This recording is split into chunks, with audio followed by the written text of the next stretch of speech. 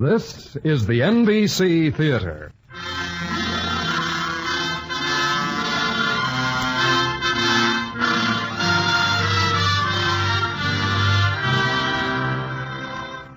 From the NBC Theater in Hollywood, we bring you an hour-length drama based on the novel Dodsworth by Sinclair Lewis.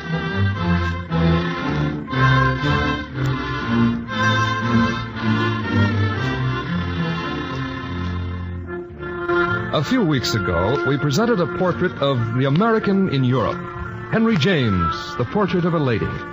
Today, we bring you another literary picture of the American abroad, expressed in a different idiom. Sinclair Lewis's Dodsworth, in a version prepared for NBC by Agnes Eckhart.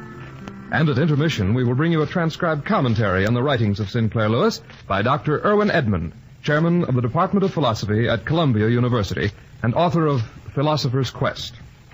Herewith, Dodsworth by Sinclair Lewis.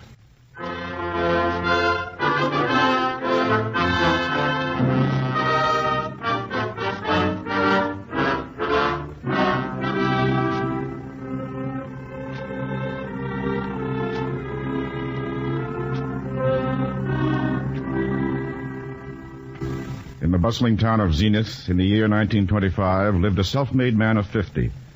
He had $1 million, 2 grown children, and a beautiful wife. All the requirements for a happy life. This, then, is the story of that man, of Sam Dodsworth and Fran. Oh, it's a wonderful party, Sam. And Fran looks lovely, as always. Yes, she does, doesn't she? Oh, Sambo, you got a lot to celebrate tonight, you old hunk of cheese. Yeah, what, with Emily getting married and then you closing that deal with United Automotive? I guess you're right, Tub. Well, when you've worked and grown with something for 25 years, well, makes you feel sort of like a horse out of harness without it. Yeah, I know, Sambo.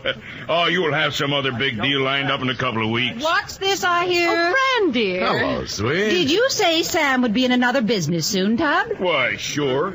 Sam could never just sit around Oh, he's not going to just sit around. We're going to Europe. No. Europe? Yes, we decided it this morning. Well, Europe, eh? Well, listen, I got a nephew in England, and I know several other people over there. I'll give you their names, Fran, so you can look them up. Now, my nephew Yes, Tub, that would be delightful. But I must say about the punch right away. Excuse me.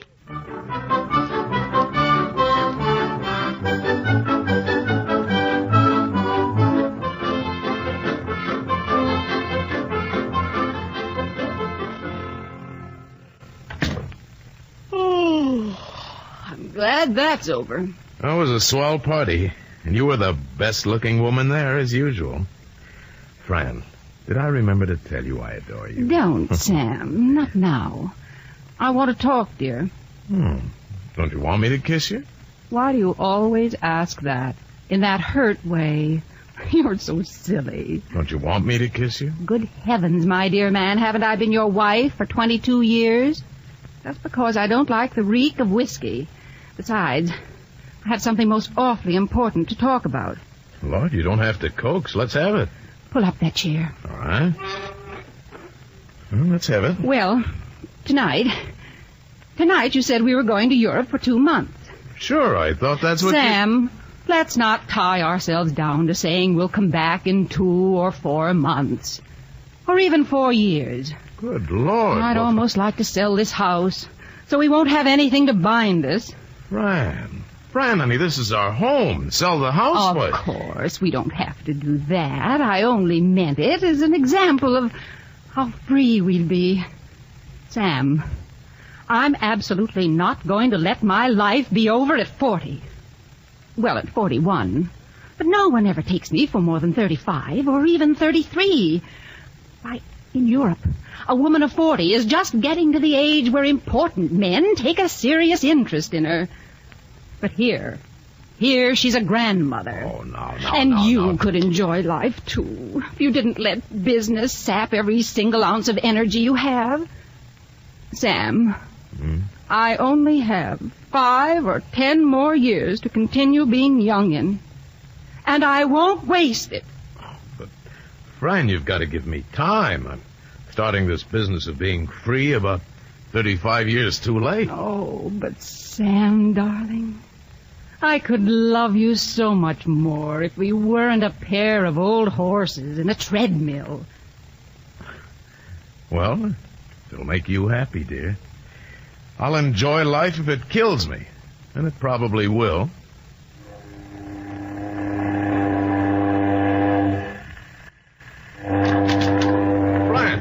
Fran, come up on deck with me. Unpacking, it's terrible. I'll get things put away just about in time for landing. Oh.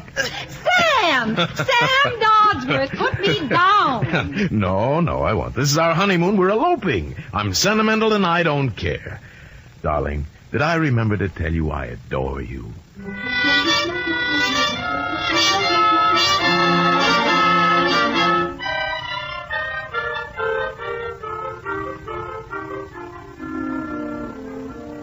Hey, this is great.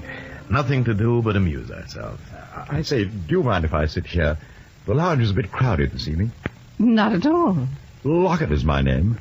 Major Lockett. How do you do? I'm Sam Dodsworth, my wife. So happy to know you.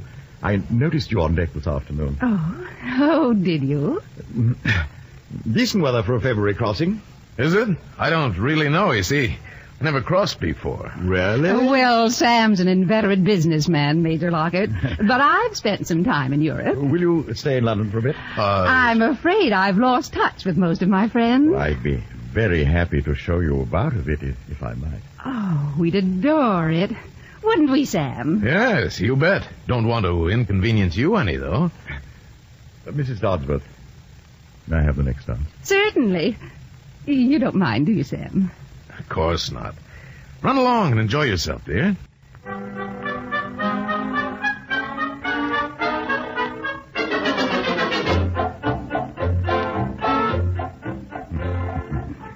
You, the boy in college. Incredible. Well, I did marry frightfully young. Nothing but a girl still. Well, I must say I feel like one right now. Sam is such an adorable love, but, well, being quite a bit older than I, he's rather settled. Of course. Understand perfectly.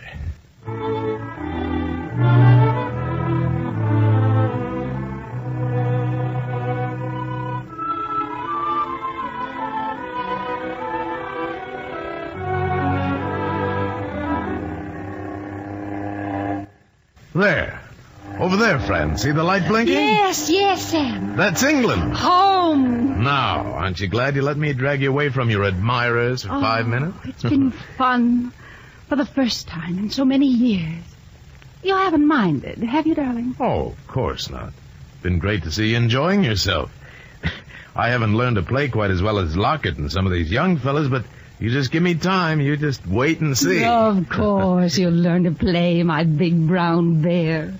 Oh, it's going to be wonderful, Sam. Just the two of us on a big adventure. Just the two of us.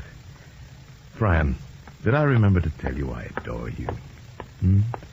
Oh, there you are. Oh, hello, Lockett. Rather treacherous to come up on deck without a coat. Brought you a wrap, Fran. Oh, how thoughtful of you, Clyde. I guess I was a bit forgetful. Sighting land and everything. Yes, tomorrow we'll be in London. I hope you'll let me show you round about as much as I can. I really don't know what we do without you, Clyde. Well, we don't want to be a burden now. Oh, nonsense, old man. I think you really should go in out of this wind, Fran. Perhaps you're right, Clyde. Coming, Sam? No, I'm going to stay a while. I don't mind the wind.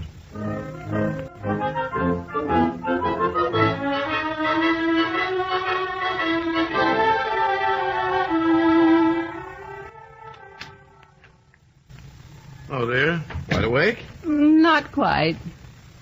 Oh, more flowers? Mm-hmm. They came while you were at breakfast. From Lockett again? Mm-hmm. Hand me my mirror and brush like a dear, would you? Fine morning, Fran. Is it? Oh, dear, I should have my hair done. Fran, we've been in England a month now. That long? Remember when we planned this trip, we said we'd walk around a lot together and see things? But, well, time's been so taken up by Lockett showing us England, we haven't gotten to see much of it. Why, that's not kind, Sam. We'd be lost without Clyde. You should be grateful to him. Well, I am. Yes? Sure, but, well, I mean, just this morning, couldn't you and I sort of do the town, historic spots and so on? Oh, good heavens, Sam. We're not trippers. I hate those postcard places. Fran, I must say I don't get you. What's the idea of coming to a famous city and then not seeing the places that made it famous? You don't have to send postcards if you don't want to. You'll never understand, my dear man, because you and I look at things in totally different lights. But if you want to see the sights, go run along. Be back in time for tea, though. Clyde is coming.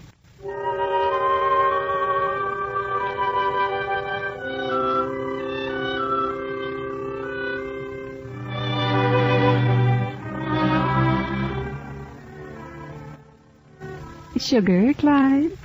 Thank you. Saw A.B. Heard today, sweet. You remember, he's the Revelations Motor representative over here.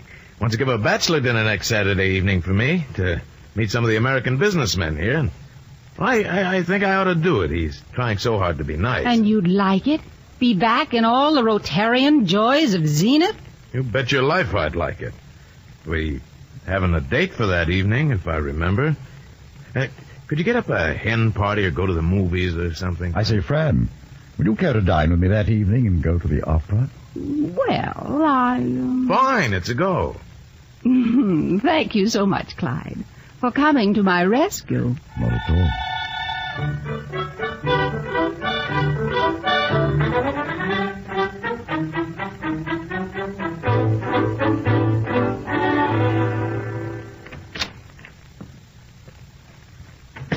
Well, still up, hon?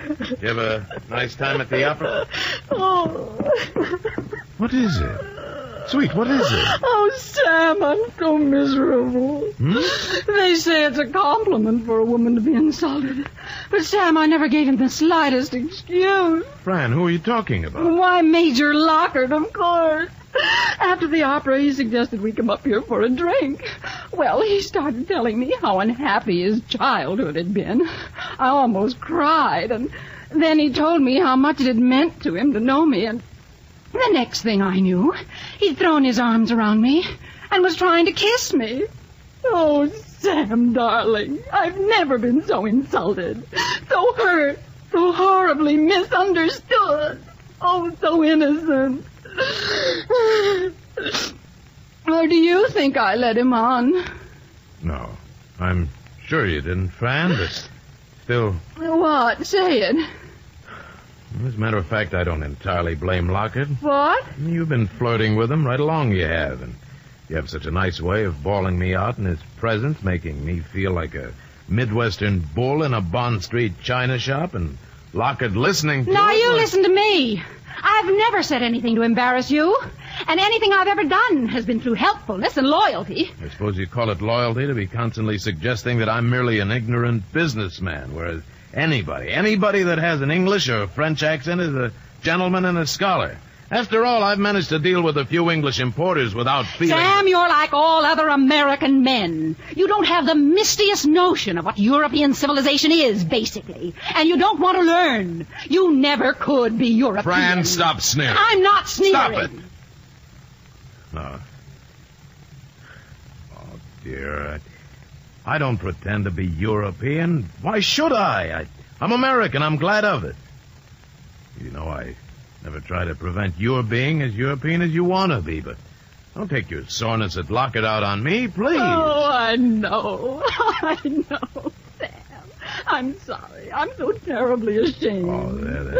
I'm embarrassed and ashamed right down through me. I just can't stand living in this country with that man, thinking he's laughing at me. I want to leave England at once, Sam. I want to go to France. Now. Oh, but golly, Fran, I'm just getting to know London. France will be so foreign. Precisely. I want it to be. I want to start all over again. Oh, Sam, darling. There'll be just the two of us. Well, let's go. Oh.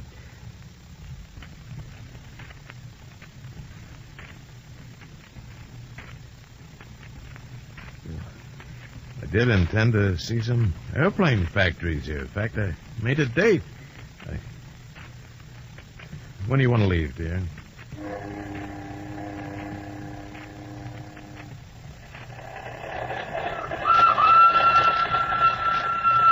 Oh, France doesn't look as foreign as I was afraid it would. You know, I like it already. I'm so glad. Sam, you know, I just remembered that Jerry Watts, who used to live in Zenith, is in Paris now. We'll have to look him up. Oh, that lace collector? Oh, no, Fran. Oh, now, Sam, Jerry's really cultured. He enjoys a fine leisure. And I'm sure he knows lots of interesting people in Paris.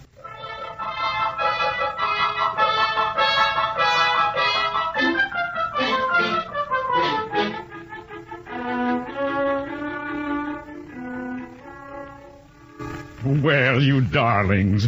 I rushed right over here as soon as I got your note. It's so nice to see you, Jerry. Hello, Watts. I always told you this was the city for you, didn't I now? But what have you done? Whom have you met? Oh, we've seen Notre Dame, been on top of the Eiffel Tower. Of course, you must let me take you about and introduce you to people. I mean, really, people. Oh, we just love it. There's to be a tea on Sunday at Endicott Everett Atkins. He'd love me to bring you, I know. Really? Endicott Everett Atkins? Who's that? Sounds like a business college yell. Sam. He's dean of the American Literary Colony here. Oh. And Princess Maravigliasi will be there, and of course, Madame de Penable. And if she takes a fancy to you, why, you'll be in, my dear, simply in.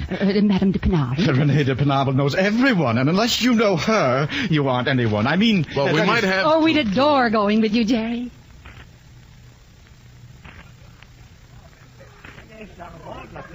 My dear Mr. and Mrs. Dodsworth, I'm so honored that you came this afternoon. But do you know everyone? Have you met Renée de Penable yet? She was asking to meet you. Really? No, I haven't. Well, you must come along, then. Sam! You go along, dear. I'll join you as soon as I'd like a little tea. Yes. Well, please make yourself at home, Mr. Dodsworth. Thank you.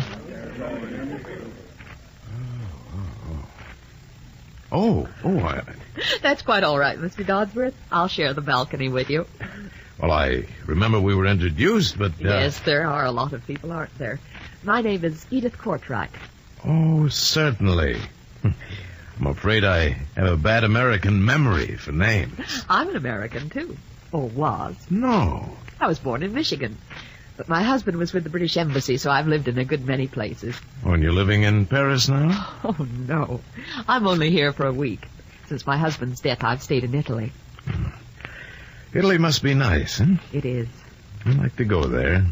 Why don't you? Oh, we will someday. Fran, that's my wife. Fran and I are taking a long vacation and seeing Europe leisurely. Sam, I've been looking everywhere. Oh. Hello, dear. Mrs. Courtright, may I present my wife? I'm very happy to know you, Mrs. Dodsworth. How do you do? Sam. Mrs. Courtright lives in Italy. She was just telling me what a nice country it is. I hope you'll visit Italy during your tour of Europe, Mrs. Dodsworth. Oh, we shall, of course. We're staying indefinitely. Where are you in Italy, Mrs. Courtright? Venice most of the time. I have an apartment at the Ascania Palace.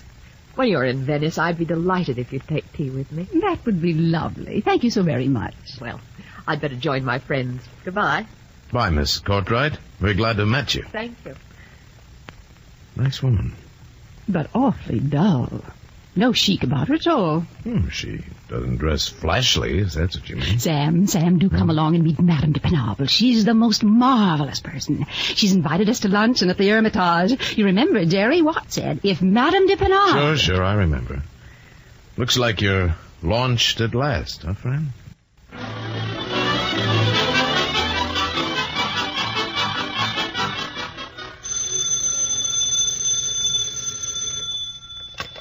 Hello?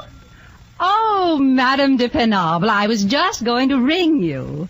I did have such a marvelous time last evening. Captain Josero? Yes, so charming. Oh, did he say that? Well, I was particularly impressed by him, too.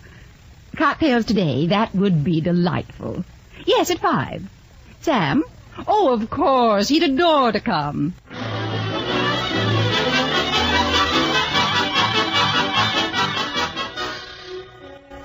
Brian, I was thinking, if you don't have anything planned for today... Planned? Heavens! There aren't enough hours in the day. I'm going riding with Captain Josero this morning. Yes, but... Then lunch with Renée de Penable. There's my French lesson and cocktails at the Creole with Endicott Everett Atkins and Billy Dawson. How shall I ever have time to dress for dinner? What were you going to say, Sam? Oh, I don't suppose there's time to say it.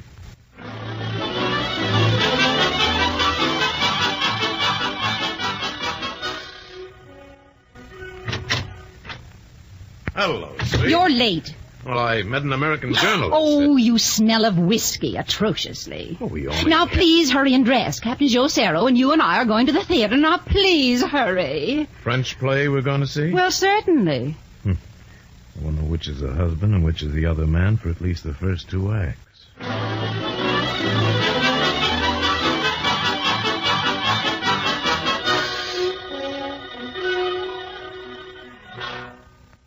Fran, honey, I've got an idea. Oh, would you just unfasten this snap on my shoulder strap? Would you mind, darling? No. Thank you. Look here, Fran, I've got an idea. It's almost May. We could get in a month or more on the Mediterranean and still have time to be home late in June, and then I could go to my class reunion, 30th, you know. Really? 30th? Oh, I'm not so old. But I just mean there's several business things I ought to settle up at home, and there's this reunion, and I'd kind of like to see Emily in her new home, and Brent. Darling, would you mind handing me the cold cream that's in the bathroom? Oh, no. I think it's on the bureau. Thanks. I thought we could go home for just a couple of months or maybe 3 and then start out again. Yes, but not now. Now that we know such nice people here. Well, they're a lively bunch and a lot of them good families, but I don't think they are nice. What do you mean? Oh, I think they're a bunch of wasters, Fran. All they do, Penobla and her old gang, is just dance and chatter and show off their clothes. Sam, let's get this straight. I've felt you've been sulking, that you've been afraid to say what you thought. Well, I'm sick and tired of having to apologize. Yes, to apologize for the crime of having introduced you to some of the nicest, the most amusing people in Paris. The whole subject is distasteful to me. When you attack someone who has been as sweet to me as Renee has... Well, what about the young gigolos that are always hanging around Mrs. Penobla? I suppose you're referring to boys like Joe Cerro and Billy Dawson. They actually enjoy being charming to women. They enjoy sharing their leisure with women. Oh, they enjoy leisure, all right. Oh, Fran, I don't mean to be nasty about them, but you know they graft on women. Now, please listen, Fran. Now, look, boy, don't you and Mrs. Penobla always pay the bills for just Cerro and Dawson? Their name, as I've remarked hundreds of times before, is Madame de Penobla. And if you're objecting to the money, please remember I have $20,000 a year income of my own. Now that I have a chance to be happy with amusing Will you people. stop dramatizing yourself? You know good and well that you know these young men are no good, nothing but a bunch of butterflies. Well, thank heavens for the butterflies. I'm so tired of the worthy ants. Sam, we might just as well have this out. If we're going on together... If we're... Why, Fran... Let's get it straight. Just what are we up to? What we want? Now that we're meeting them, do you actually appreciate people with wit and elegance? Or have you already had enough of them? Oh, boy, Fran, darling, I just want you to be happy. I'd do anything in the world for you. You know that. You mustn't say things like that just now if we're going to be together. Of course we are. I only thought I'd like to go home for a while this summer. Then you go, Sam. I've practically promised Renee de Penobla to take a villa with her near Montreux for the summer. Oh, I see. All right, Fran. Perhaps it would be better if I did go.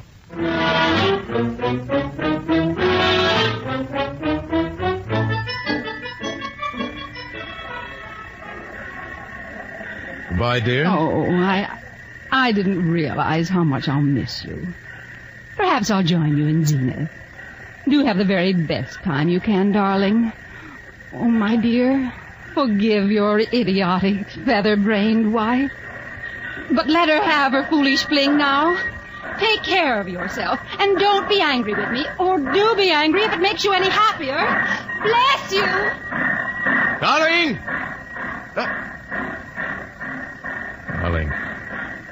Could I remember to tell you I adore you?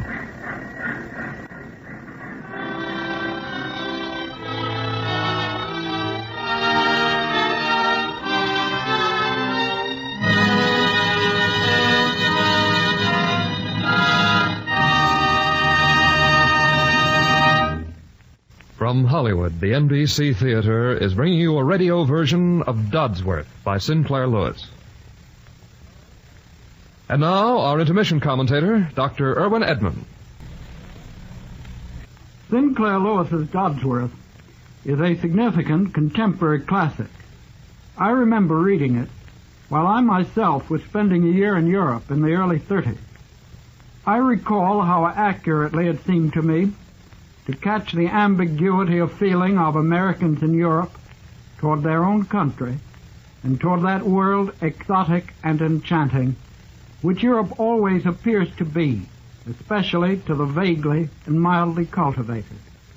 Europe appears exotic and enchanting even now in its distress to Americans visiting it for the first time.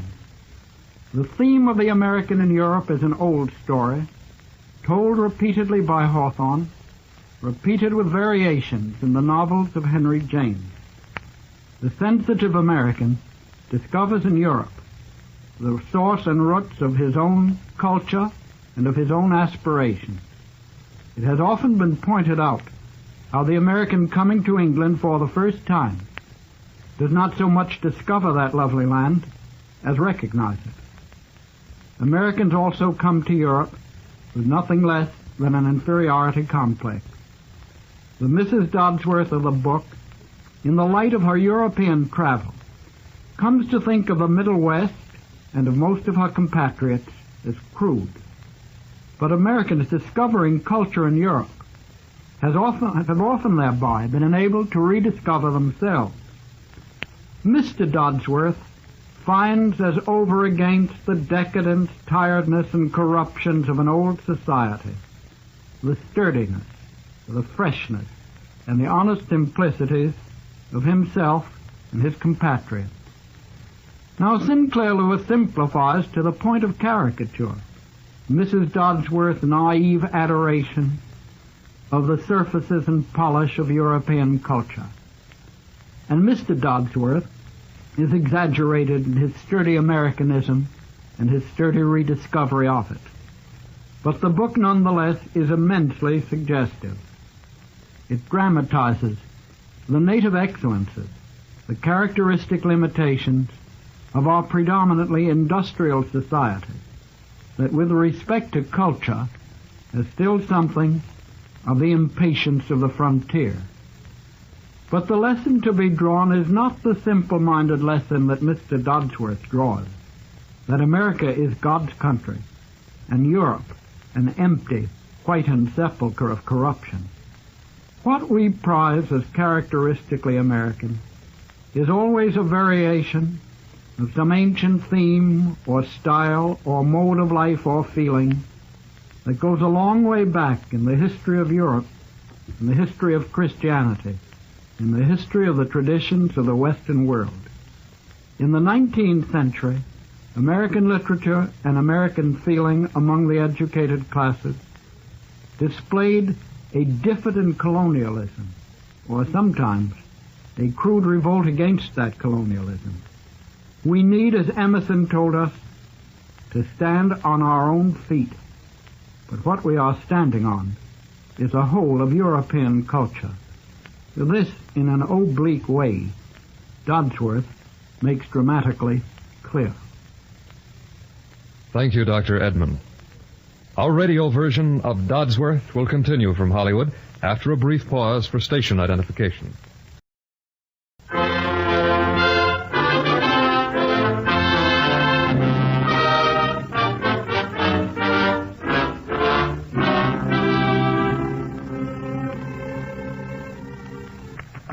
Well, howdy, Mr. Dodsworth. Hello, Horace. I reckon the door's gotten kind of crickety. You and the missus been gone so long. Yes, that's right. Horace, if you have something else to do, I can go through the house alone. Long, no. I think I'll go into the bedroom. Sure thing. I'll come along. Well, This were your bedroom, weren't it? This? Yes, this was our bedroom. Pity. Pity the missus couldn't have come home with you. She was always so lively to see about. Yes? Reckon she'll be staying over there much longer? No. No, not much longer, Horace. As a matter of fact, I'm going back to get her next week.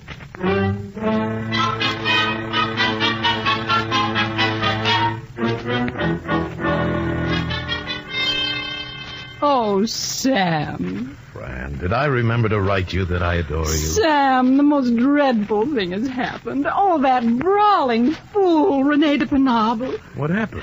Why, we had the most dreadful row. One evening, well, she had had too much to drink. And suddenly she turned on me like a fishwife. She accused me of stealing Captain Josero from her, which was idiotic as well as false, because she never did have him. So how could I have stolen him from her, supposing I had the slightest desire to? Oh, I've never had anybody talk to me the way she did. It was simply dreadful. Oh, there, now, Fran. It's going to be all right. Well, it's not all right, Sam. I can't stay in Paris another minute. Sam, I want to leave right away. Oh, of course, darling. We'll take the next boat home. Oh, no. No, not back to Zenith. Let's go to Germany. My father's relatives are there, and, well, I really should see them while I'm in Europe. Oh, please, dear. Really, we'll be just the two of us this time. I promise not to be foolish again.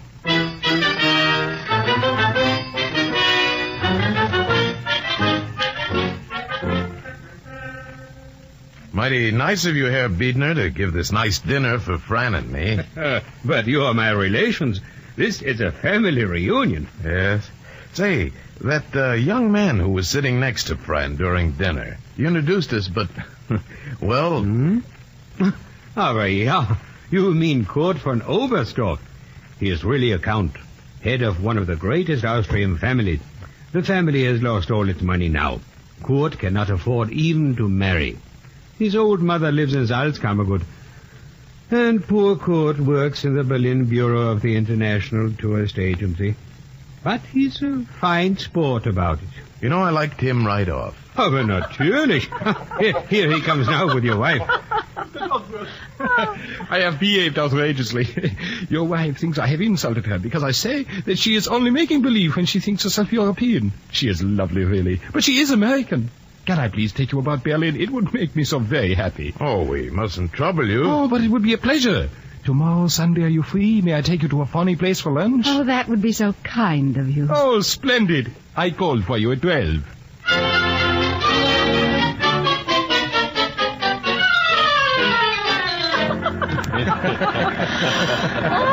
Oh, it's been such a glorious day. Yes, it sure has. You did enjoy it? You are not just being kind? It was wonderful. Oh, it's so kind of you to come and bummel with me and meet my friends. Well, Kurt, we're certainly going to remember this day. That restaurant tonight was a perfect ending. Oh, but the evening is not ended. I know a lovely place where we could go to dance. If you're not too tired, madame, you dance, I know, like an angel. Oh, well, it's pretty late, Kurt. I think we ought to be getting home. Yes, it is late. Oh, no. Life is so short to waste it in sleeping. And you are here a so small time. Please, life is so short. Oh, of course we'll come. Life will be a darn sight shorter if I don't get some sleep once in a while.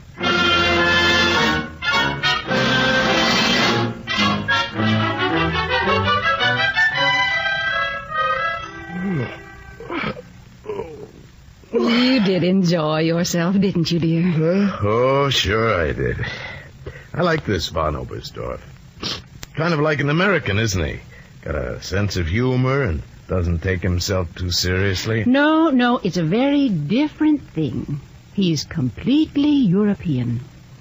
Americans are humorous to cover up their worry about things. The real European has a sense of 1,000 years of ancestors like himself behind him. Count Oberstdorf doesn't take himself seriously.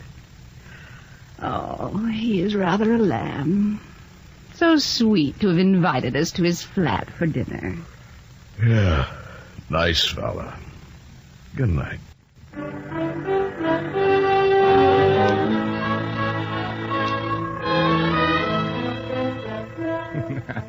And I thought that perhaps tomorrow night we might dine at the Winter Garden on the terrace and watch the vaudeville. Oh, that would be amusing. Oh, well, look here, Kurt. You've been chasing around with us every night. We don't want to monopolize you. Oh, please do not even think of such a thing, Sam. It is you who are kind. Of course, I do not wish to intrude. Oh, but you don't at all. We love it, don't we, Sam? Sure thing. You bet. Then it is settled. Tomorrow night we go to the Winter Garden.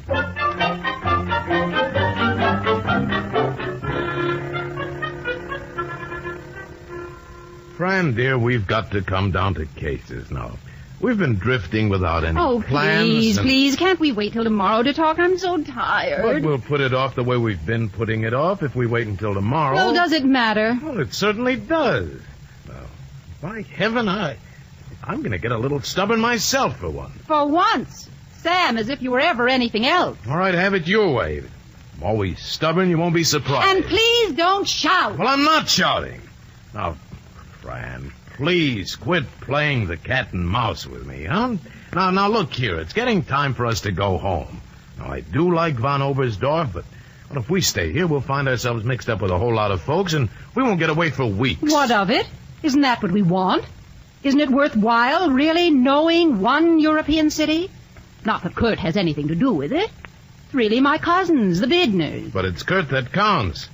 He isn't satisfied unless everybody's having a party all the time, unless he sees you every day, and especially if he's sort of attracted to you. Sam, are you hinting that he and I...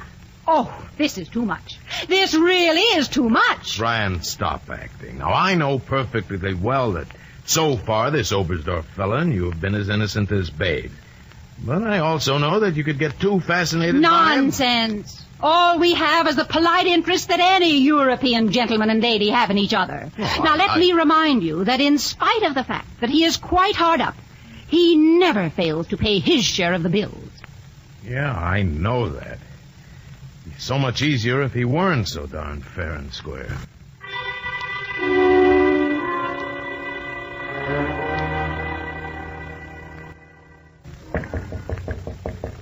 Come in. Oh, Kurt. Oh, hello, Sam. Is that wife of ours late again? Oh, my roses came. I'm so glad. Sam, I brought you a box of real Havana cigars smuggled through without duty. Well, that's very... Sam, have you any idea how thankful a lonely poor man, and to a Wiener like me, Berlin is just as fond as to you, so thankful to have Fran and you tolerate me while you are here. Well... but you're so good, so good.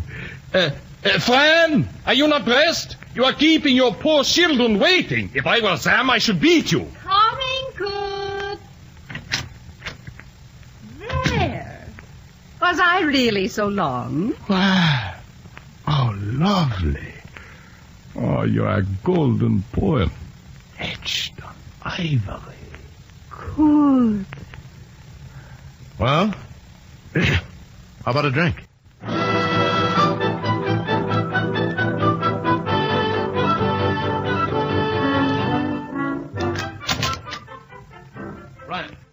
Brian, wake up. Good heavens, what is it? A cable from home. Well, I guess we'll be going back to old Zenith now. What's happened? Is anything wrong? Wrong, I'll say not. Emily has a son, 9 pounds. We're granddaddy and grandmammy now. How is Emily? Golly, I'll call Kurt and tell him about our grandson. Wait! Huh? What's the matter? I'm delighted, of course. Oh, dear Emily. She'll be so happy. But Sam, don't you realize that Kurt... I don't mean Kurt individually. I mean all our friends in Europe. They think of me as young. Young. And I am. If they knew I'm a grandmother. Yes. Sam, can't you see? It's horrible. It's the end of me. Think. Oh, I was so young when I married. It isn't fair for me to be a grandmother now at under 40. Under 40? A grandmother. Lace caps, knitting, and rheumatism. Please try to understand. It isn't that I'm not utterly happy for Emily's sake, but I have my own life, too. You mustn't tell Kurt. Ever. Do you understand? Yes. Yes, I think I see what you mean. Well, I'll go cable to Emily and Harry.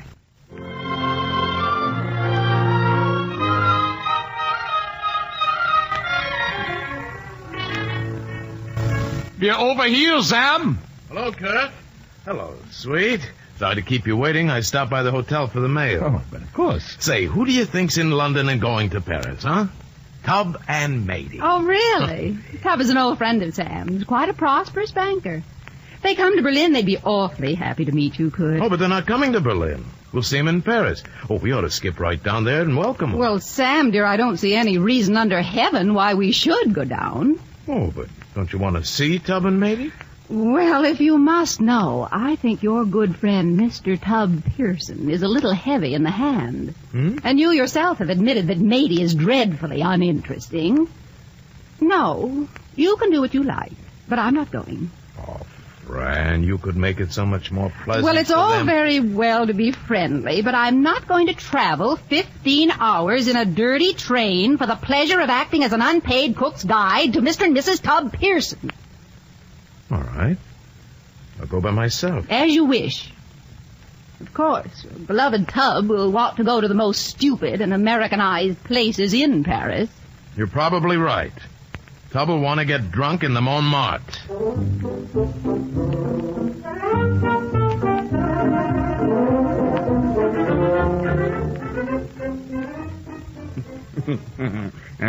and I will say, Sambo, this is Paris nice, but they know they're cracked up to be. Back in. He's dead to the world. Hard luck. But we all slip now and then. Oh, don't apologize. I don't mind, honestly. Tub doesn't get like this more than once a year. You know, Matey, you're a swell gal. I wish Fran hadn't caught that touch of flu. She'd have loved seeing you. Don't lie to me, Sam, darling. Rather, don't lie to yourself. Oh, Sam, when are you going to chuck Fran and let yourself be happy again? Why, Matey, I'm as happy Oh, as... Sam, I know it's none of my business, and you can tell me so whenever you want to, but... Sam, I've seen you change a lot more than you know these last 10 years. Oh, Sam, when I think of how she's treated you, I just want to wallop her. Well, Matey, I admit there's something to what you say, but Fran has got kind of a charm, a fascination, whatever you want to call it, for me that nobody else has. Sam, darling, it makes your friend sore to see you eternally apologetic to your wife when she ought to thank her lucky stars she's got you. Yes, but you see, Matey, in a lot of ways, right, Fran's still a child, and she's my child. I have to take care of her. I've thought about it a lot since I've been away from her, and I've made up my mind that when I go back to her in Berlin, we'll take the next boat home. Yes, sir, I'm going to take Fran home.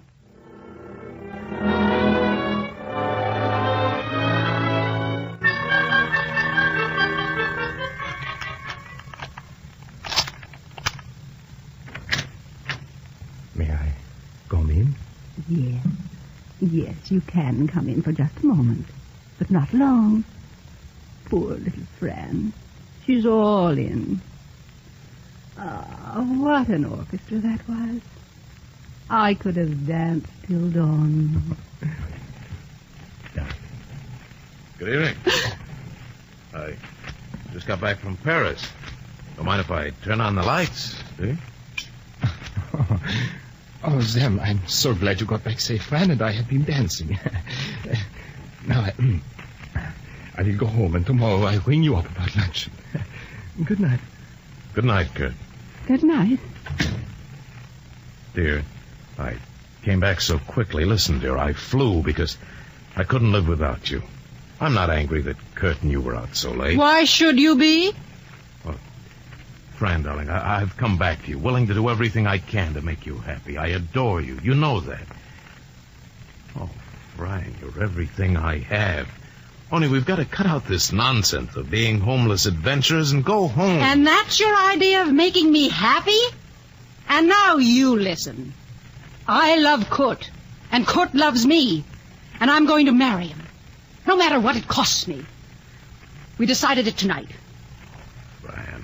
You have no complaint. You've never known me. You've never known what sacrifices I made to cover up your awkwardness and help you keep your dull friends and your dull work and your dull reputation. Fran. Oh, Sam, if I could only make you see that it's your ignorance, your impotence, not my fault. Poor, yes. Kurt and I will be poor. Thank heaven you'll have my $20,000 a year. All right. Just one thing. Does he want to marry you? Yes. Can you get a divorce in Germany? Yes, I believe so. Kurt says so. Then you'll stay in Berlin. Suppose you'll return to Paris, at least for a while. Well, I really haven't had much time to make plans, but... No, I won't go back to Paris. I guess I'll go to Italy.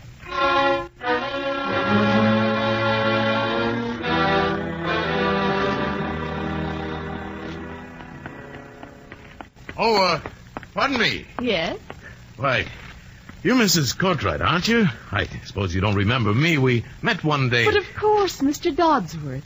So you and Mrs. Dodsworth came to Italy after all. Oh, she had to stay in Berlin. Really? You're here alone? Yes, Well, I hope you'll still accept my invitation to tea. I'd be awful glad to.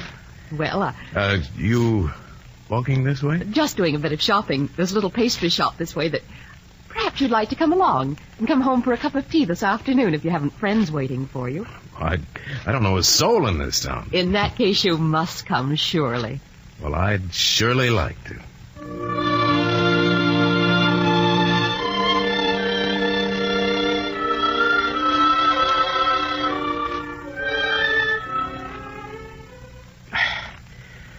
Hey, sure is good to taste iced tea for a change. I rather like it on a hot day. Must be an awful lot of people you know at the Lido now the season is on, huh? Yes, unfortunately. Oh? Don't you like the rotogravure set? That is a nice thing to call them. I've been looking for a phrase. Some of them are extremely agreeable, of course, but there's an international Anglo-American French set that, well, they seem to me like a menagerie. There's a dreadful woman named Renee de Penab. Oh, you know her? How can anyone help it? Do you like her? Oh, I don't know as I ought to say it, but I feel she's a grafter. No, she's subtler than that. She's quite generous to 99 out of 100 of her group, so that she can get the dazzled 100th to set her up in a gown shop or a charity society, or something else that mysteriously collapses in 2 months. She's very amusing, of course.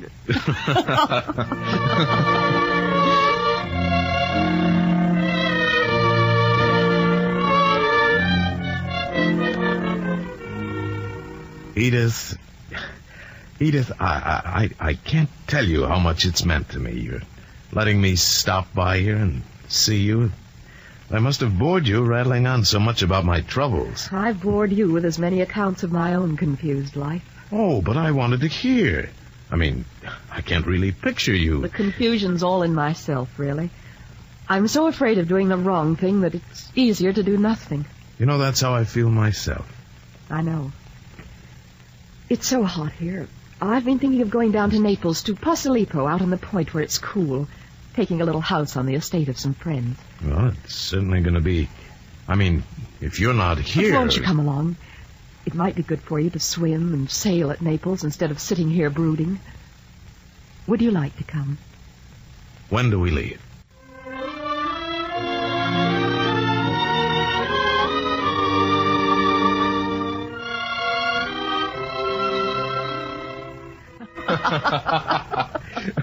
Oh, this has been a wonderful, wonderful day. And you said you weren't any good at tennis, Sam. Well, I'm still a little rusty. Oh, it's good to relax now. What would you like to do this evening? Oh, whatever you say. Oh, perhaps you'd like to go into the hotel for dinner and dancing? Well, if you want to. Though I thought perhaps it would be nice just to have a quiet dinner here. Oh, you mean I don't have to get dolled up and go out? Edith, you're a wonderful woman.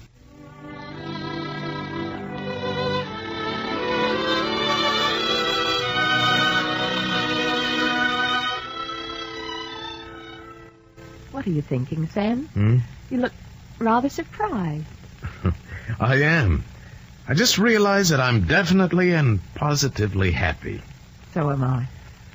Edith, could you like a town like Zenith? I mean, after Venice? I'd certainly like the adventure of trying it. Edith. Signore. Oh, yes, Teresa. There is the long-distance telephone call for you. Long distance? Si, signore. From Berlin.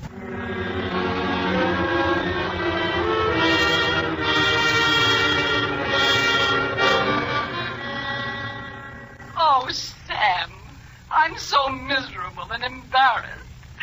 I was such a fool. I didn't appreciate you. Wait, Fran, what's happened? What's the trouble? Kurt's mother finally came up from Austria. She was terribly rude. She refused to let Kurt marry an American divorcee who was too old to give him heirs. Oh, Sam. Kurt sided with his mother, huh? Yes. Oh, you were so right about him. Sam, I've stopped divorce proceedings, darling. Forgive your bad child, Fran. I'm so lost and scared. What do you plan to do? I'm sailing on the Deutschland, September 19th. Oh, Sam, you will come, dearest? Will you forgive poor Fran? Sure, hon. Sure. Be on the boat. Yes, the 19th. Sure. You get the steamer tickets.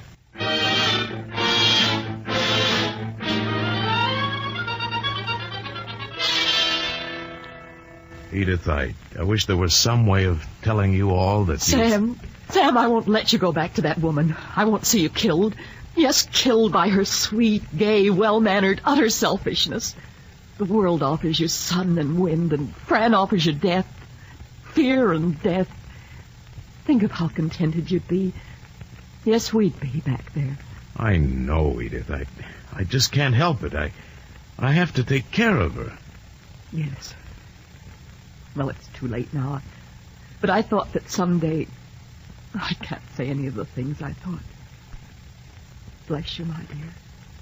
And heaven protect you through the wickedness of this happy ending.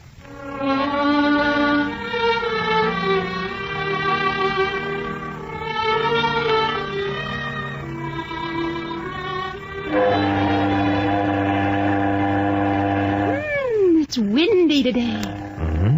Oh, it's so nice to be going somewhere. I got so tired sticking around Berlin, and Kurt was so bossy. And when I saw his mother, my dear, the most awful old country frump. Don't. What? Well, don't know why, but I kind of hate to hear you riding Kurt and his mother. They were probably hurt, too. Yes, you're right. I'll be a good girl. Of course, everything is all right now. Such a wonderful, happy ending to our wild little escapades. And it is nice to be going home. Oh, there's Tom Allen, the polo player.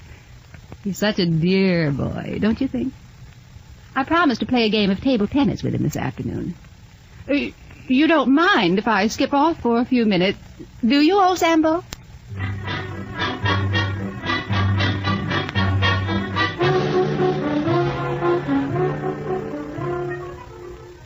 Fran, I wonder if we mightn't have dinner here in our stateroom tonight. I wanted to talk about... Good heavens, Sam, what's come over you? I promised Tom Allen we'd join him in the grill for dinner. But we must talk. My dear man, I think we'll manage it. I'm really not going anyplace, you know. Well, not much use in trying to do it tactfully. I wanted to, but... Fran, we can't make a go of it. Will you kindly, Mr. Dodsworth, tell me just what it is I've done to hurt your tender little feelings this time? Nothing. We just can't make a go of it. I meant just what I said. I'm going back to Italy from New York on the first ship. Understand? I'm not blaming or criticizing. So what is to become of me?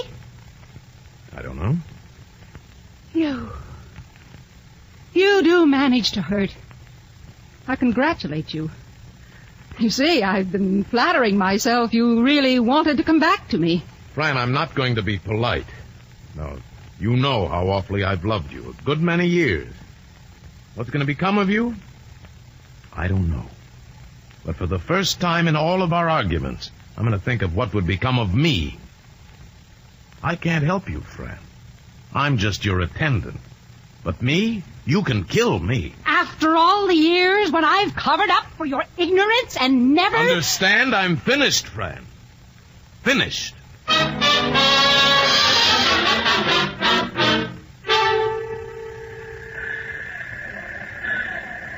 Edith! Edith! Here I am! Sam! Oh, Sam. Oh, Edith. Sam, you've come back. Yes, my darling. I've come back.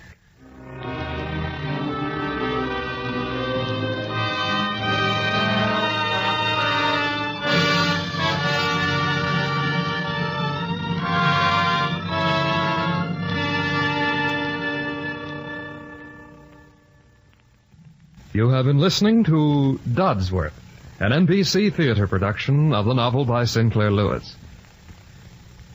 Next week, be with us again at the NBC Theater for a production of Babylon Revisited by F. Scott Fitzgerald, and the following week for a new adaptation of Ernest Hemingway's For Whom the Bell Tolls.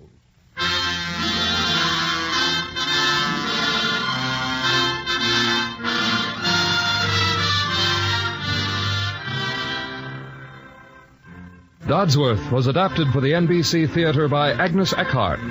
Paul Frees was Sam Dodsworth. Lynn Whitney was Fran Dodsworth. Margaret Brayton was Matey. Jack Crucian Tubb. Ramsey Hill was Lockhart. Ted Von Eltz was Jerry. Donald Morrison Atkins. Monty Margetts was Edith. And Dan O'Herlihy Kurt. Your announcer, Don Stanley.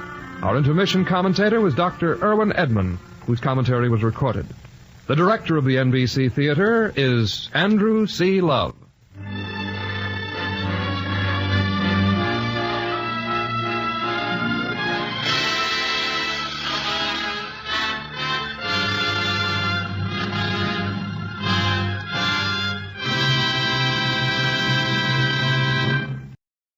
This program came to you from Hollywood on NBC.